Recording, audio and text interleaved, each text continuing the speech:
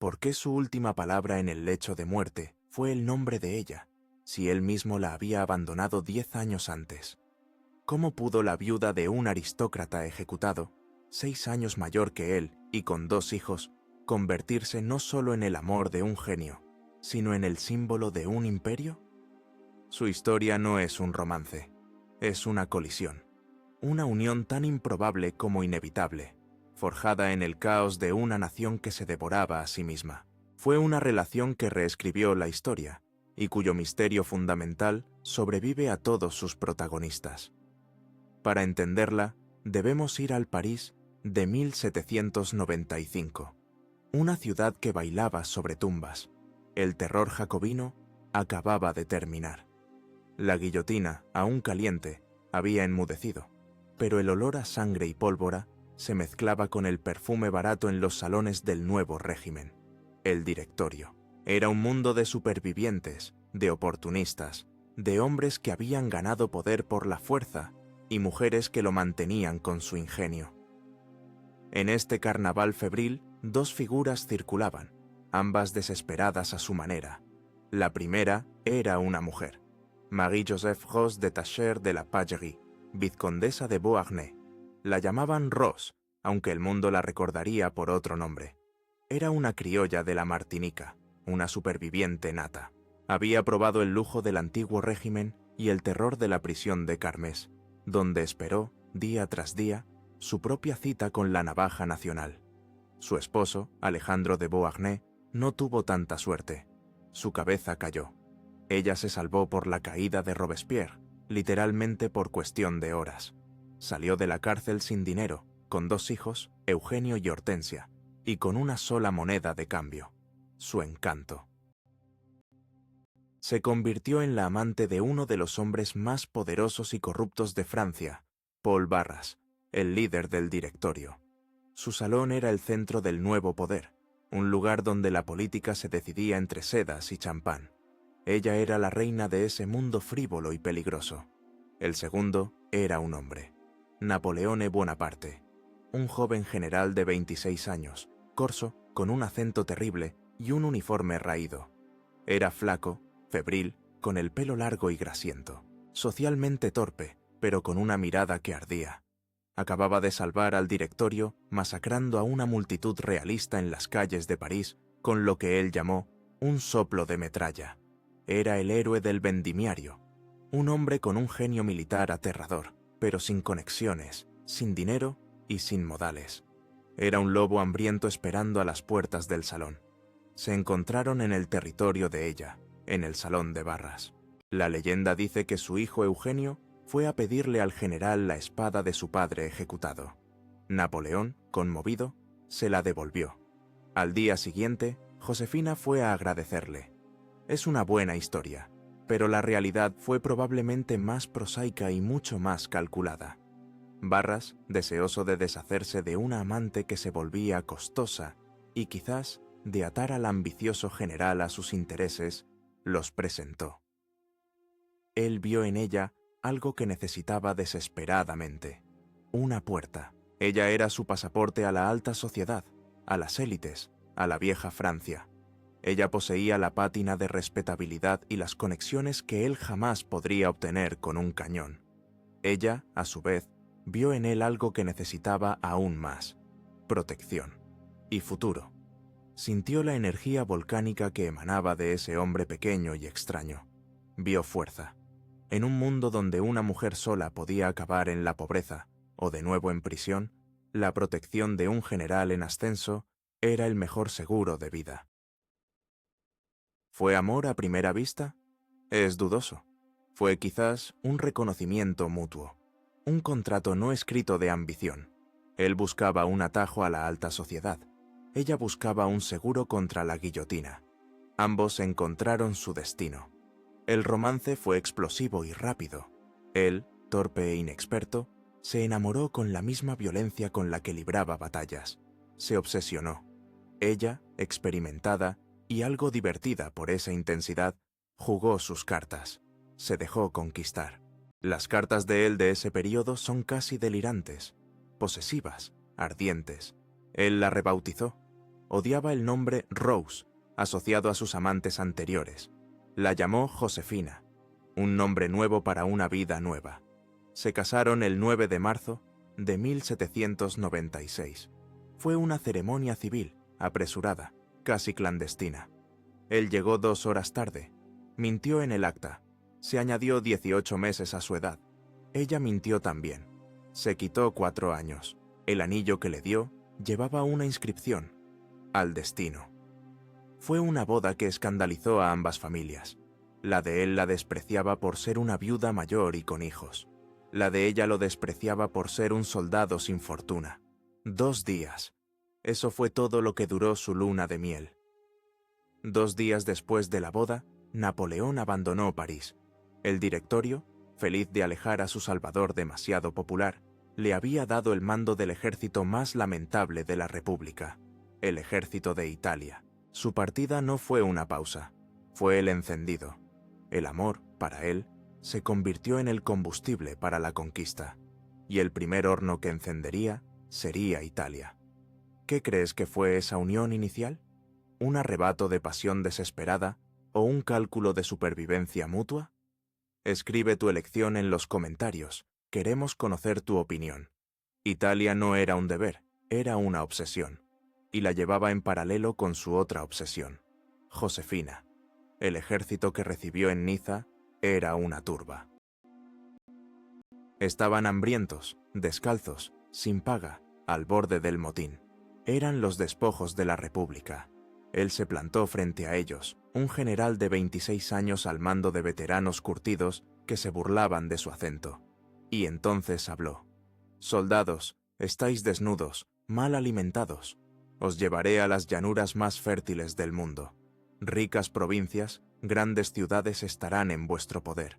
Allí encontraréis honor, gloria y riqueza». Funcionó. Transformó a esa banda de desesperados en una fuerza de la naturaleza. Lo que siguió asombró a Europa. En cuestión de semanas, el genio militar de Napoleón se desató. Cruzó los Alpes, derrotó a los piamonteses, luego a los austríacos. Batalla tras batalla. Montenotte, Millésimo, Dego. Y luego, el puente de Lodi. Él mismo arrebató una bandera y cargó al frente bajo una lluvia de balas. Fue el día en que supo, según sus propias palabras, que era un hombre superior, destinado a grandes cosas. Conquistó Milán, arrasó en Arcole, donde volvió a cargar, cayendo a una zanja fangosa mientras las balas silbaban a su alrededor. Aplastó a los austríacos en Rívoli. Saqueó el arte de Italia, enviando millones de francos y obras maestras de valor incalculable a un directorio en bancarrota. Se convirtió, en menos de un año, en el héroe absoluto de Francia. Y mientras hacía esto, escribía cartas. Decenas de cartas. No eran las cartas de un general, eran los aullidos de un corazón obsesionado. Le escribía a Josefina desde los campos de batalla manchados de sangre. Cartas furiosas, apasionadas, suplicantes, a veces casi incoherentes. Ni un día sin amarte, ni una noche sin estrecharte en mis brazos, una noche entera sin tenerte. Ah, ¿qué no daría yo por estar ahora mismo a tu lado? Le exigía detalles de su vida, de su cuerpo, de sus pensamientos. Eran cartas que revelaban una vulnerabilidad absoluta. Llegas a mediodía, te espero a las 3. Eran la obra de un hombre al borde de la locura amorosa, un hombre que podía controlar ejércitos pero no sus propias emociones. ¿Y qué hacía Josefina mientras tanto? Disfrutaba. En París, ella era ahora Nuestra Señora de las Victorias, la esposa del general milagroso. Su salón se convirtió en el epicentro del poder. Se deleitaba con su nueva fama, su nueva riqueza. Gastaba fortunas y leía las cartas de su marido con una mezcla de diversión y fastidio. No respondía. Pasaban semanas sin que él recibiera una sola línea, y cuando lo hacía, eran notas breves, frías, superficiales. Él se desesperaba. «No me amas, lo sé». Amenazaba, suplicaba. Y mientras él suplicaba, ella hizo algo más. Inició un romance. El hombre era un joven y apuesto teniente de húsares llamado Hippolyte Charles, un dandy, famoso por su ingenio y su elegancia. Era todo lo que Napoleón no era. despreocupado, encantador, superficial.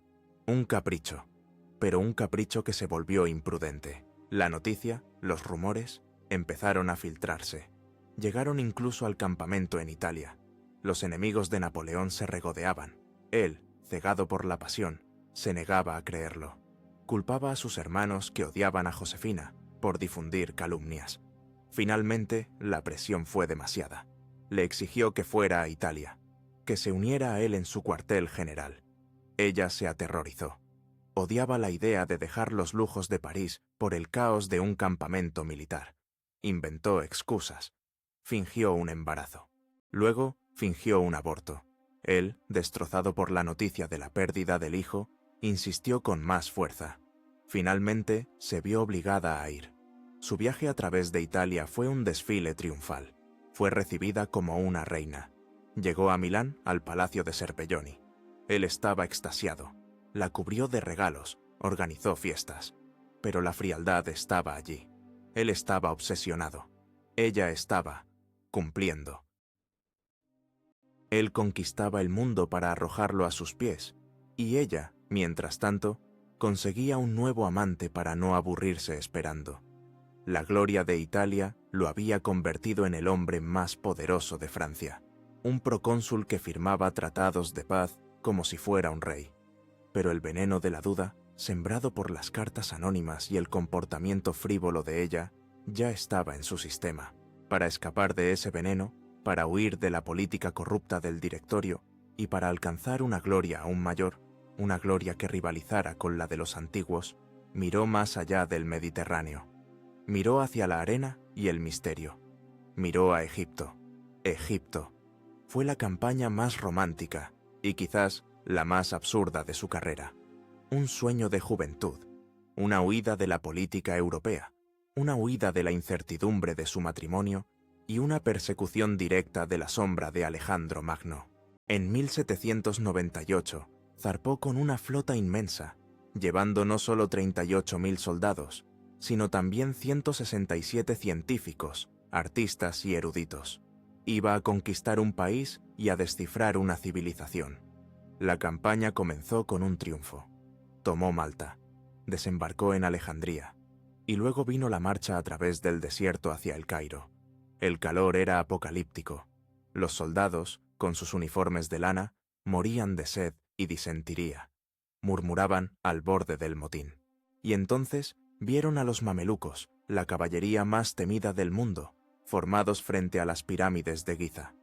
Fue allí donde pronunció una de sus frases más célebres: «Soldados, desde lo alto de estas pirámides, 40 siglos os contemplan». La batalla de las pirámides fue una masacre. Su táctica de cuadros de infantería aniquiló a la caballería feudal. Entró en el Cairo como un conquistador. Pero mientras él se maravillaba ante la Esfinge y sus científicos descubrían la piedra de Rosetta, el desastre golpeó en el mar. En la bahía de Abukir, la flota del almirante británico Horatio Nelson sorprendió a la flota francesa y la aniquiló. En una sola noche, Napoleón y su ejército quedaron atrapados. Estaban aislados de Francia, prisioneros de su propia conquista. Y fue en ese momento de aislamiento, en ese desierto, cuando la verdad sobre su vida personal finalmente lo alcanzó. En París, el asunto de Josefina con Hippolyte Charles había dejado de ser un rumor para convertirse en una farsa pública. Ya no se escondían. Ella había comprado el castillo de Malmaison, una hermosa propiedad a las afueras de París, destinada a ser su nido de amor. Y lo compró, en parte, con dinero obtenido de proveedores del ejército, negocios turbios facilitados por Charles. La noticia viajó. Un ayudante de campo, Junot, imprudente pero leal, decidió contarle al general la verdad. No eran calumnias, eran hechos. Le dio detalles, fechas, lugares. La humillación fue total, absoluta. El genio militar, el conquistador de Oriente, era el hazmerreír de París, el cornudo de la República. Su reacción fue aterradora. Primero, una furia volcánica. Luego, una desesperación helada. El desierto que lo rodeaba se convirtió en el espejo de su estado mental. Escribió a su hermano José una carta llena de amargura. Tengo grandes problemas domésticos. El velo se ha rasgado de una vez por todas. Tu afecto es muy querido para mí. Es una triste posición tener todos los afectos de uno invertidos en un solo corazón. Haré que me acompañes a mi regreso. Me divorciaré. Pienso volver a Francia en 2 meses. Esta carta, cargada de dolor y venganza, nunca llegó a su hermano. Fue interceptada en el mar por un buque de guerra británico. El almirante Nelson, el mismo hombre que destruyó su flota, vio su oportunidad. La carta fue publicada en The Times de Londres, en todos los periódicos de Europa. El drama privado de Napoleón se convirtió en un arma de propaganda global. Fue la máxima humillación. Podía controlar un ejército en el desierto, pero no podía controlar a una mujer en París. En respuesta, hizo lo que haría cualquier hombre en su posición, o al menos lo que él pensaba que debía hacer. Se vengó. Inició su propia aventura, de forma pública y ostentosa. La elegida fue Pauline Furés, la joven y rubia esposa de un oficial subalterno. La apodaron la Cleopatra de Bonaparte. Fue un acto de despecho, infantil y cruel. Envió al marido de ella de vuelta a Francia con despachos, solo para asegurarse de que el barco fuera capturado por los británicos, quienes, divirtiéndose, lo devolvieron a Egipto para que encontrara a su esposa instalada con el comandante en jefe. Atrapado en Egipto, humillado ante el mundo, su sueño oriental se agrió, pero la noticia de su humillación le dio un nuevo propósito. Ya no se trataba de conquistar Oriente, se trataba de reconquistar Francia y de vengarse de su esposa. Tomó una decisión que definiría su carácter: la deserción. En agosto de 1799, abandonó en secreto a su ejército, dejó a sus soldados atrapados en Egipto y se escabulló en una pequeña fragata. Eludió milagrosamente a la flota británica que patrullaba el Mediterráneo. El 9 de octubre desembarcó en Fréjus. Francia lo recibió no como un desertor, sino como un salvador. El directorio era un caos corrupto. El país estaba al borde de otra guerra civil. Lo aclamaban en las calles. Pero él tenía 2 golpes de Estado en mente, uno para derrocar al gobierno y otro para derrocar a su esposa. El 18 de Brumario se acercaba. Regresó a París como un rayo. Cabalgó directamente a su casa en la calle Chantereine. La encontró vacía. Josefina, al enterarse de su desembarco en Fréjus, había entrado en pánico. Sabía lo que significaba ese regreso. Cargada de miedo, había corrido a su encuentro, esperando interceptarlo en el camino, explicarle, seducirlo. Pero tomó la ruta equivocada. Él llegó primero a París, por un camino diferente.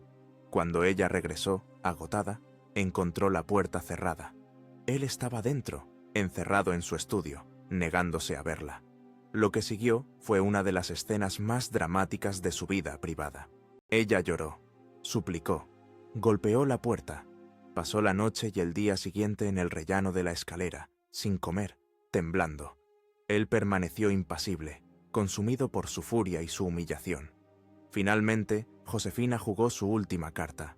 Fue a buscar a sus hijos, Eugène y Hortense, adolescentes, a quienes Napoleón apreciaba sinceramente. Los llevó a la puerta cerrada, y ellos suplicaron por su madre. «General, ¿va a abandonar a nuestra madre? ¿A la mujer que tanto lo ha querido?» La combinación de sus lágrimas y el llanto de los niños finalmente rompió su resolución. Abrió la puerta. La escena fue gélida. Ella estaba devastada. Él, frío como el acero. Pero la perdonó. La pregunta que resuena a través de los siglos es: ¿por qué? ¿Fue el amor que aún sentía, reavivado por sus lágrimas? ¿Fue la debilidad por sus hijos adoptivos? ¿O fue un cálculo frío y brillante? Napoleón había regresado para tomar el poder. Un divorcio escandaloso en ese preciso momento, acusando a la esposa de un miembro del directorio, Barras, de adulterio, habría sido un suicidio político. Habría alienado a las élites que necesitaba para su golpe. Se dio cuenta de que la necesitaba, no a la amante, sino a la aliada. En esa noche de lágrimas y perdón forzado, su relación murió y renació.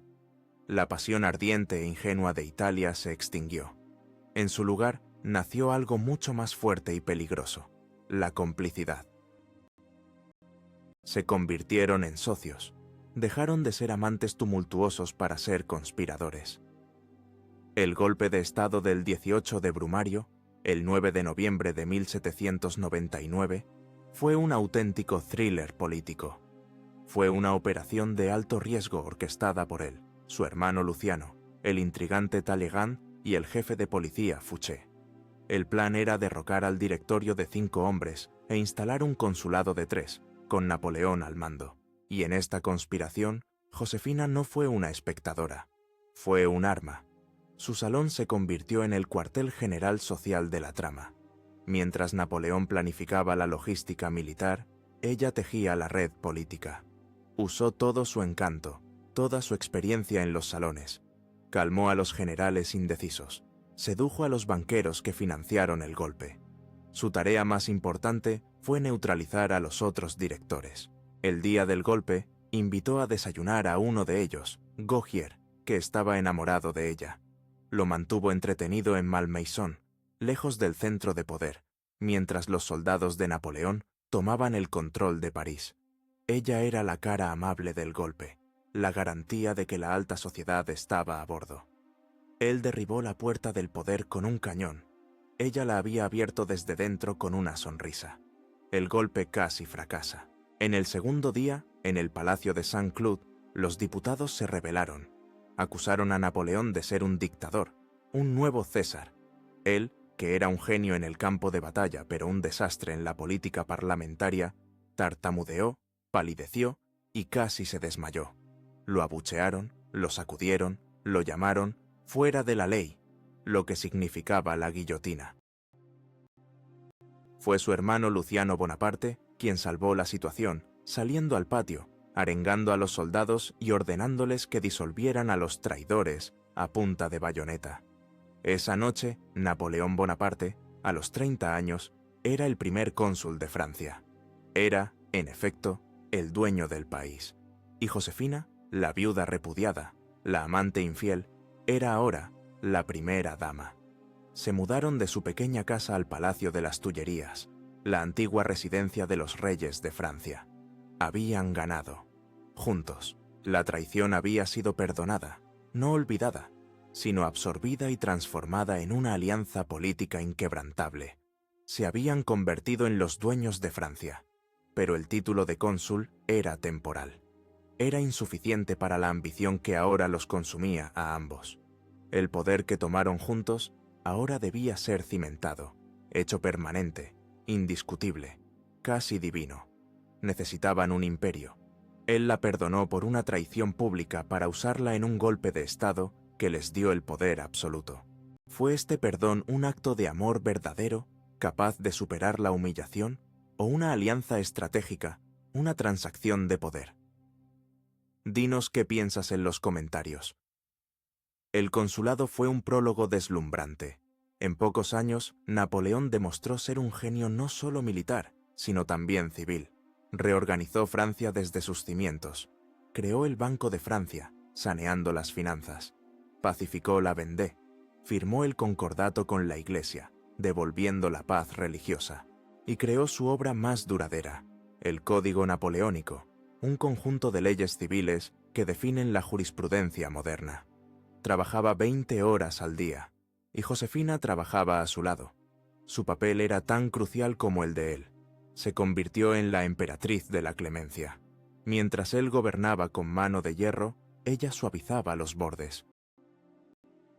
Su encanto, su gracia criolla, su habilidad para recordar nombres y hacer que todos se sintieran importantes, era el complemento perfecto para la brusquedad de él.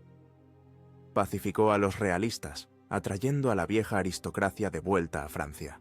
Su salón en las Tullerías era el lugar donde la vieja Francia y la nueva Francia se fusionaban. Pero la paz era precaria. Los intentos de asesinato eran constantes. El más famoso, la máquina infernal de la calle Saint-Nicaise, una bomba que explotó momentos después de que su carruaje pasara, matando a docenas de personas.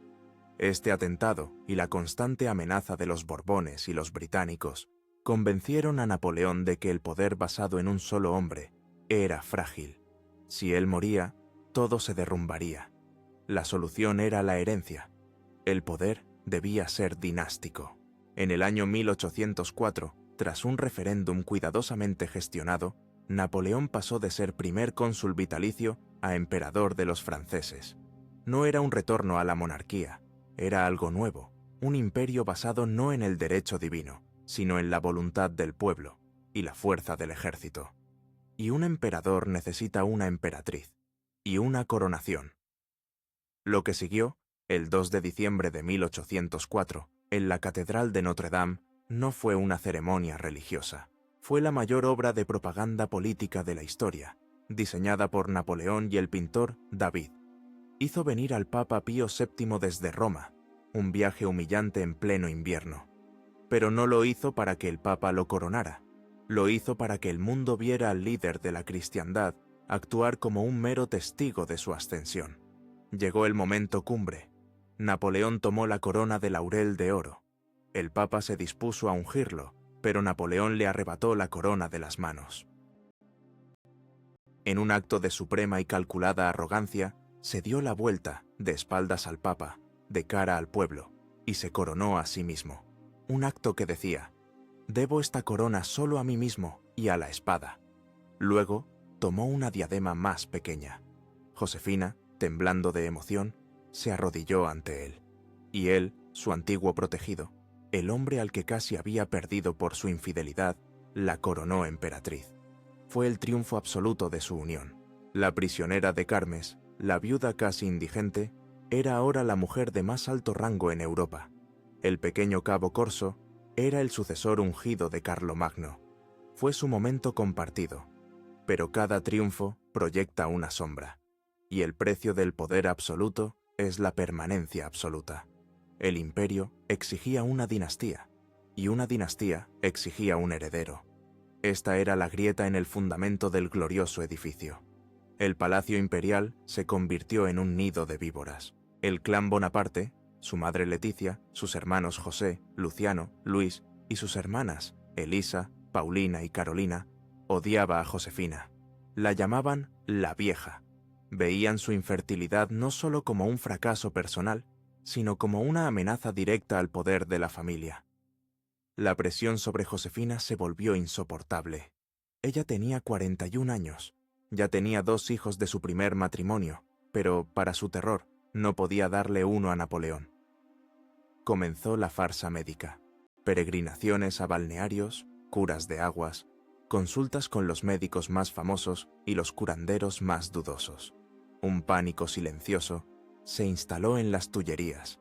Construyeron un imperio para que durara 1000 años, pero su fundación se resquebrajaba cada mes en el dormitorio de la emperatriz. ¿De qué sirve, podría preguntarse uno, conquistar el mundo si no tienes a quién dejárselo? La cuestión dinástica pasó de ser un drama familiar privado a una crisis de seguridad de Estado. Y mientras Napoleón salía a cimentar su imperio con las victorias militares más brillantes de la historia, la sombra del divorcio comenzaba a alargarse desde París, siguiendo sus pasos infaliblemente hasta los campos de batalla nevados de Austerlitz. El sol de Austerlitz, 2 de diciembre de 1805, exactamente un año después de la coronación, es considerada la obra maestra táctica de Napoleón. En un día brumoso y helado, atrajo a los ejércitos combinados de Rusia y Austria a una trampa, fingiendo debilidad. Luego, rompió su centro y los aniquiló. Fue una victoria tan completa que cambió el equilibrio de poder en Europa en una tarde. Fue la cumbre de su genio militar. A Austerlitz le siguieron Jena y Auerstadt en 1806, donde aplastó a Prusia en un solo día. Luego, Eylau, una carnicería sangrienta en la nieve, y Friedland en 1807, donde destruyó al ejército ruso. Se convirtió en el amo indiscutible del continente europeo. Sus hermanos fueron instalados como reyes en Nápoles, Holanda y Westfalia.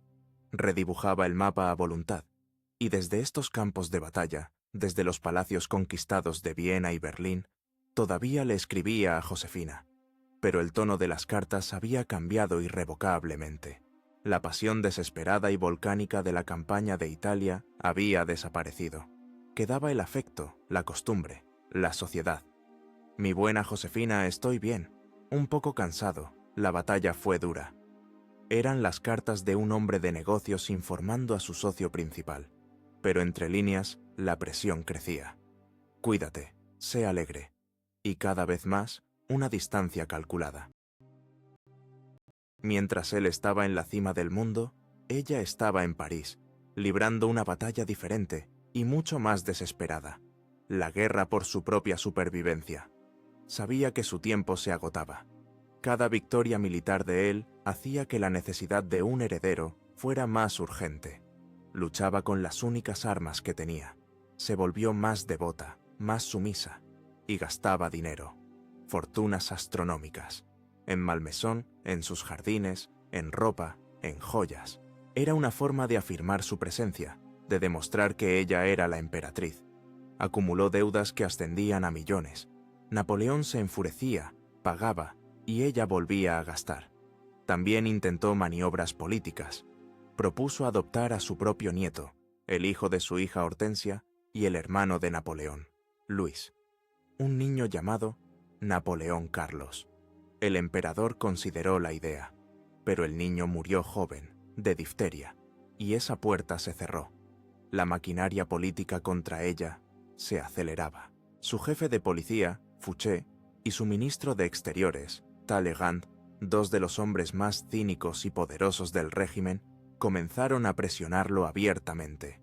Le presentaban el divorcio no como una opción, sino como un deber patriótico.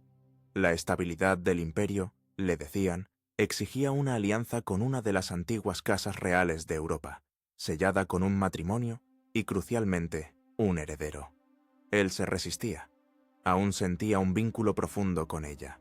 Ella era, como él la llamaba, su talismán, su estrella de la suerte.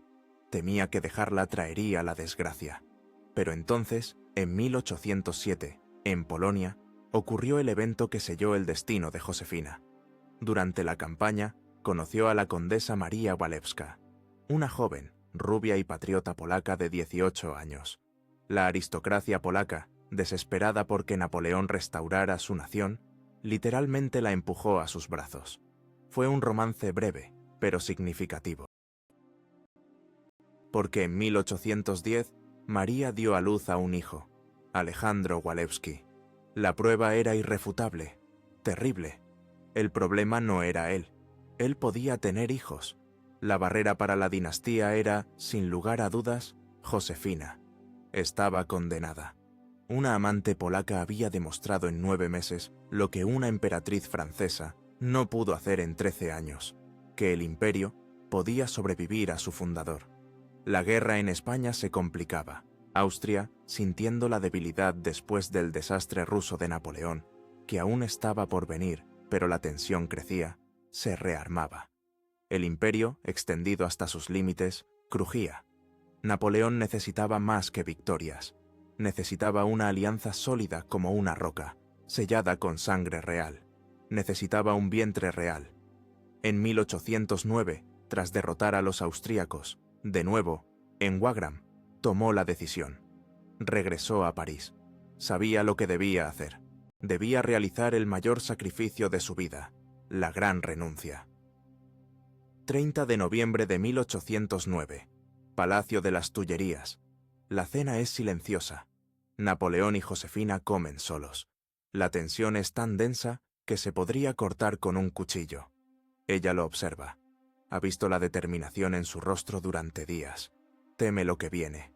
Él apenas toca la comida. Al final, se levanta. Ella lo sigue al salón contiguo. Él cierra la puerta. Le toma las manos. Ella tiembla. Él tiembla. Su voz es baja, pero firme. Josefina, mi querida Josefina, sabes cuánto te he amado, pero mi destino es más fuerte que mi voluntad. Mis afectos más queridos deben ceder ante los intereses de Francia. Ella no reacciona al principio. Parece no entender. ¿Qué estás diciendo? Él repite. El divorcio es necesario, por Francia. Entonces, ella lanza un grito. No es un sonido humano, es un alarido agudo, desgarrador, que resuena por todo el palacio, y se desploma. Cae al suelo, no en un desmayo teatral, sino en un colapso total, convulsionando. Él entra en pánico.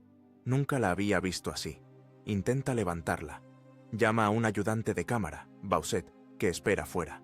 Los dos hombres, el emperador del mundo y su chambelán, levantan el cuerpo inerte de la emperatriz. La escalera privada que lleva a sus aposentos es estrecha y oscura. Napoleón va primero, sosteniendo las piernas. Bauset sostiene la cabeza. Es una imagen de absoluta desolación. El poder imperial reducido a dos hombres que luchan por subir un cuerpo desmayado por una escalera de servicio. Fue el comienzo del fin. Lo que siguió fueron 2 semanas de negociaciones infernales, llantos y tensión. Finalmente, se llegó a un acuerdo, y se preparó el espectáculo público. 15 de diciembre de 1809. El Salón del Trono en las Tullerías. Toda la corte está reunida. La familia Bonaparte, radiante de triunfo. Los cortesanos, solemnes. Napoleón viste su uniforme imperial. Josefina, un sencillo vestido blanco, pálida como un fantasma, apoyada en el brazo de su hija Hortensia. Es un espectáculo político, coreografiado para mostrar unidad y sacrificio. Un secretario lee el acta del divorcio. Luego, Napoleón se levanta. Su voz es firme, aunque visiblemente emocionado. Lee su declaración. Habla de su amor por ella, pero del sacrificio que ambos deben hacer por el bien del Estado. Concluye: ella ha adornado 15 años de mi vida. El recuerdo de ello permanecerá grabado para siempre en mi corazón. Luego, es el turno de ella. Se levanta, toma el papel que le han preparado. Su voz es apenas un susurro. Intenta leer. Con el permiso de mi querido y augusto esposo, debo declarar que, no teniendo esperanza de tener hijos que satisfagan las necesidades de su política y el interés de Francia. Su voz se quiebra. Es ahogada por los sollozos. No puede continuar. Se derrumba sobre la mesa. Le pasa el papel a un ayudante, que termina de leer la declaración mientras ella llora desconsoladamente. Luego, toman las plumas y firman el acta. Se acabó. Legalmente, políticamente. Para construir su dinastía, Napoleón tuvo que destruir su hogar. Fue el acto quirúrgico más frío de la historia. Amputó su corazón para salvar su corona. Pero no fue un repudio en el sentido brutal. Fue una abdicación. Ella conservó su título. Emperatriz Josefina, coronada y consagrada. Conservó el Palacio del Elíseo en París y su amado Malmaison. Recibió una pensión astronómica, más de lo que jamás había tenido. Él no la abandonó. La colocó en un pedestal dorado, magníficamente dotada, pero fuera de su vida dinástica. Se retiró a Malmaison, su palacio de rosas y deudas. Él comenzó inmediatamente la búsqueda de una nueva esposa, un vientre real de una de las casas más antiguas de Europa. Pero la sombra de Josefina, la emperatriz repudiada, resultaría ser mucho más larga y poderosa que la presencia física de la nueva emperatriz. Fue el divorcio más público y doloroso de la historia, representado como un deber de Estado. Pero para ti, ¿qué fue realmente? ¿Un sacrificio trágico de 2 personas por el bien de una nación o una traición despiadada y calculada en nombre de la ambición personal? Dinos tu veredicto en los comentarios. Malmaison se convirtió en su reino en el exilio, un exilio de lujo desbordante. Finalmente, libre de las restricciones de la corte imperial, se dedicó a sus verdaderas pasiones, la botánica y el gasto. Sus jardines se convirtieron en los más famosos de Europa. Coleccionó rosas de todo el mundo.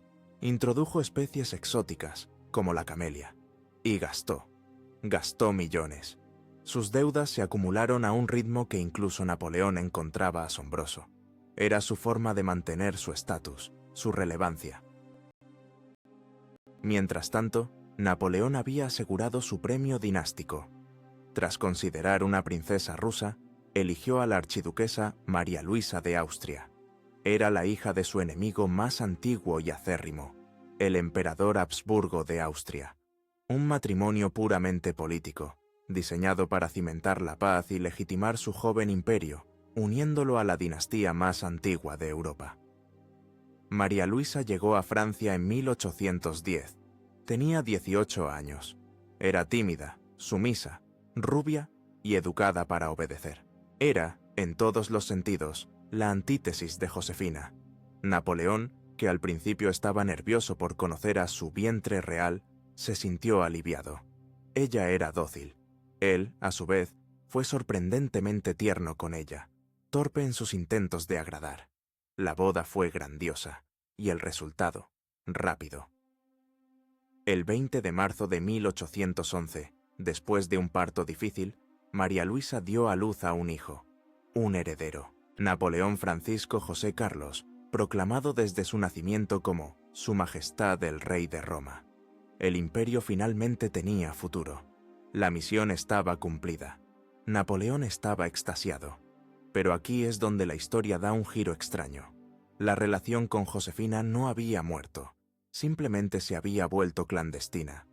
Lo primero que hizo Napoleón después del nacimiento de su hijo, incluso antes de que el cañón anunciara la noticia a París, fue enviar un mensajero a Malmaison. Le escribió a Josefina en secreto: «Mi hijo es grande y hermoso, se parece a ti». Una frase extraña, quizás un desliz, quizás un intento de consuelo. Ella, lejos de mostrar celos, se alegró sinceramente. Vio el nacimiento como el triunfo final de él, la justificación de su propio sacrificio. Pero el vínculo no se detuvo ahí. Napoleón visitaba Malmaison, en secreto. Cabalgaba solo, sin escolta, para pasear por sus jardines. Hablaban durante horas. Él le consultaba cosas. Le pedía consejos sobre la etiqueta de la corte, sobre nombramientos, incluso sobre su nueva esposa. La nueva emperatriz, María Luisa, no era estúpida. Sabía de estas visitas, y estaba furiosa. Desarrolló unos celos profundos, no tanto de la mujer, sino de la sombra. Prohibió que el nombre de Josefina se mencionara en su presencia. Se quejaba amargamente a su padre, el emperador de Austria. Napoleón se encontraba atrapado entre una esposa que le había dado un hijo y una exesposa que le había dado un imperio, y parecía preferir la compañía de la segunda. Consiguió una esposa que le dio un hijo, pero seguía consultando a la esposa que le había dado un imperio. Esta extraña lealtad dividida se puso a prueba con el mayor desastre de su carrera, la campaña rusa de 1812. Reunió al ejército más grande que Europa había visto jamás, el Grande Armée, y marchó hacia Moscú. Fue un apocalipsis, el invierno ruso, la tierra quemada, la retirada infernal. De más de 500.000 de hombres, regresaron apenas unas pocas decenas de miles. El imperio se tambaleó, mientras el mundo se volvía contra él, mientras sus aliados, incluido su nuevo suegro, el emperador de Austria, se preparaban para traicionarlo. Josefina en Malmaison estaba devastada. Lloraba por sus derrotas. Se dice que le escribió, ofreciéndole su fortuna, su apoyo. Seguía siendo su partidaria más ferviente, la única que creía en él incondicionalmente, incluso después de haber sido repudiada por él. El desastre en Rusia fue el principio del fin. Las naciones de Europa, enardecidas por la derrota francesa, se unieron en una nueva coalición. La batalla de Leipzig, la batalla de las naciones, en 1813, fue una derrota catastrófica. El coloso se tambaleaba. En 1814, los ejércitos aliados, rusos, prusianos, austríacos, cruzaron el Rin y marcharon sobre París. El imperio se derrumba. Año 1814. París, la capital del mundo, cae. Por primera vez en siglos, un ejército extranjero marcha por los campos elíseos. Cosacos acampan junto al Arco del Triunfo. El caos se apodera de la ciudad, y en este momento de colapso total, el contraste entre las dos emperatrices es absoluto. La emperatriz María Luisa, la esposa dinástica, la madre del heredero, huye. Ante el primer signo de peligro, toma a su hijo, el rey de Roma, y corre, no hacia su marido, que lucha desesperadamente en el campo, sino hacia el este, hacia Austria. Hacia los brazos de su padre, el emperador Francisco I. el hombre que lidera la coalición contra Napoleón. Lo abandona sin dudarlo, llevándose al heredero por el que todo fue sacrificado. La antigua emperatriz, Josefina, se queda. Está en Malmaison, a pocos kilómetros de un París ocupado, aterrorizada. Teme que los soldados borrachos saqueen su palacio, que los realistas que regresan se venguen de ella. Mientras tanto, en Fontainebleau, Napoleón, abandonado por sus mariscales, por su esposa y por su gobierno, firma su abdicación. Es desterrado a la isla de Elba, un pequeño reino de juguete en el Mediterráneo. Se intenta suicidar con veneno, pero falla. Su mundo ha terminado. Pero el de Josefina no. Malmaison, en lugar de ser saqueado, se convierte en un centro de peregrinación. Los vencedores, los reyes y generales aliados, todos quieren conocer a la legendaria mujer que fue el amor del genio caído. Y aquí, Josefina realiza su última maniobra política, su último acto de servicio.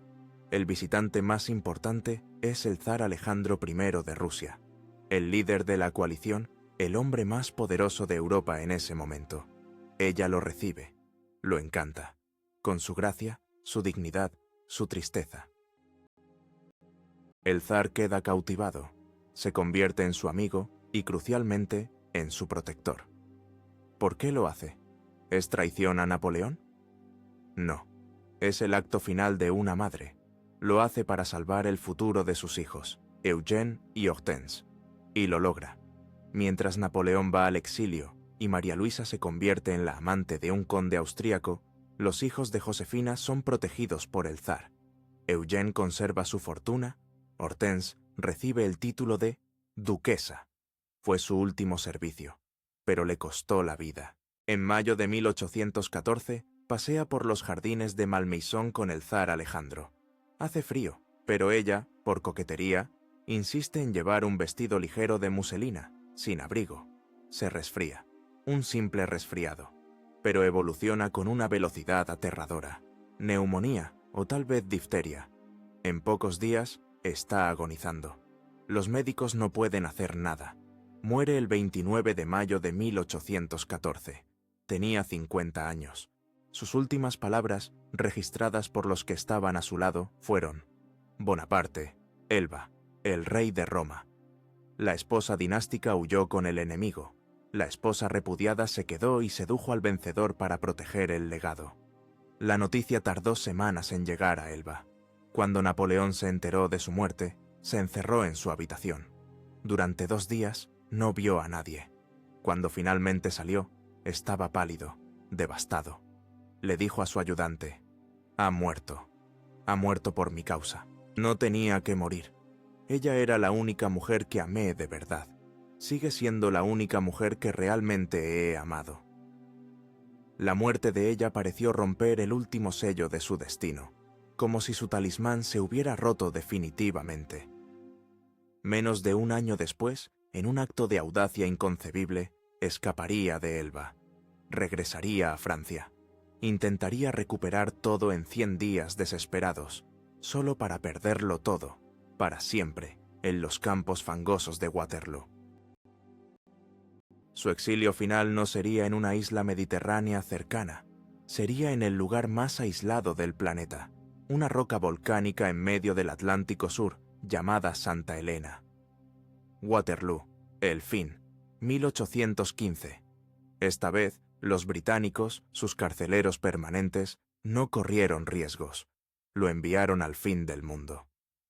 Santa Elena, una roca azotada por el viento a miles de kilómetros de cualquier lugar. El hombre que había dictado leyes a Europa, que había hecho temblar a las monarquías, ahora estaba reducido a discutir con su gobernador británico, Sir Hudson Lowe, sobre las raciones de vino y los límites de su jardín. Era un Prometeo moderno, encadenado a una roca. ¿Qué hace un genio enjaulado? Controla lo único que le queda, la narrativa. Comienza su última campaña, no con cañones, sino con palabras. Dicta sus memorias.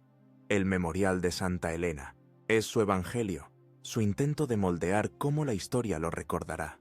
Se presenta a sí mismo no como un tirano, sino como un liberal, un salvador de la revolución, un mártir. Y mientras construye minuciosamente esta leyenda, un nombre reaparece, una y otra vez, de forma obsesiva. Josefina. Habla de ella constantemente. Es una mezcla de afecto, arrepentimiento y análisis. La crítica, sus mentiras, sus deudas astronómicas. Mentía casi todo el tiempo, decía, pero lo hacía con tanta gracia. Su frivolidad, su infidelidad, pero luego la alaba. Su gracia, su bondad innata, su habilidad política, su lealtad absoluta, incluso después del divorcio. Ella era la mujer con más gracia que he conocido. Y finalmente, admite la verdad que había negado durante tanto tiempo. La amaba de verdad, sinceramente. Ella era mi talismán, mi estrella de la suerte. Se convence a sí mismo y al mundo de que su caída comenzó en el momento en que la abandonó. El divorcio no fue solo un error político, fue un error fatal. La boda con la archiduquesa austríaca, dice, fue un abismo cubierto de flores. Su conexión con Josefina, concluyó, era su conexión con Francia, con la revolución. Al repudiarla a ella, había repudiado su propio destino. En el poder, la había sacrificado por una dinastía. En el exilio, sacrificó esa dinastía por la memoria de ella. Pasan los años. Su salud se deteriora. El clima húmedo, el confinamiento, el aburrimiento. Cáncer de estómago, como su padre. O quizás envenenamiento lento por arsénico. La controversia aún continúa, pero el resultado es el mismo. 5 de mayo de 1821. Después de casi 6 años de exilio, su cuerpo cede. Fuera, una tormenta terrible azota la isla, arrancando árboles de raíz. Dentro, él delira. Su mente viaja de vuelta a sus batallas. Grita órdenes militares fragmentadas. Francia, ejército, jefe del ejército. Y entonces, en el último suspiro, en el silencio que sigue a la fiebre, los testigos que se inclinan sobre su lecho de muerte registran las últimas palabras que pronuncia su conciencia agonizante. Un nombre. Josefina. El círculo se cierra. No el nombre de su hijo, el rey de Roma. No el de María Luisa. Ni siquiera Francia o ejército como palabra final. Ella. La mujer a la que repudió más de una década antes. La mujer que había muerto creyendo en él. ¿Por qué? ¿Qué significa esa última palabra? ¿Fue el reconocimiento final de que el amor verdadero, a pesar de las traiciones y los cálculos, triunfa sobre la ambición? ¿Fue la culpa del hombre que la sacrificó en el altar de su propio ego? ¿O fue la admisión final de un estratega supremo de que ella, y solo ella, había sido la clave de su gloriosa estrella, y que al perderla, lo había perdido todo? Su relación no fue una historia de amor, fue el eje sísmico sobre el que giró la historia de Europa durante 20 años. Fueron el combustible y el veneno, el uno para el otro. Él le dio un imperio, ella le dio una leyenda, y más de 2 siglos después, el misterio de ese vínculo, sellado con una última palabra en una isla desolada, sigue siendo más duradero que el bronce de sus estatuas y más impenetrable que la tumba de granito rojo de los inválidos. Él la abandonó por el poder, pero murió susurrando su nombre. ¿Qué crees que definió realmente su increíble legado? ¿La corona que él construyó con hierro y ley, o la mujer que él perdió, pero cuya memoria lo sobrevivió todo? Escribe tu elección en los comentarios y comparte tu visión de esta historia eterna.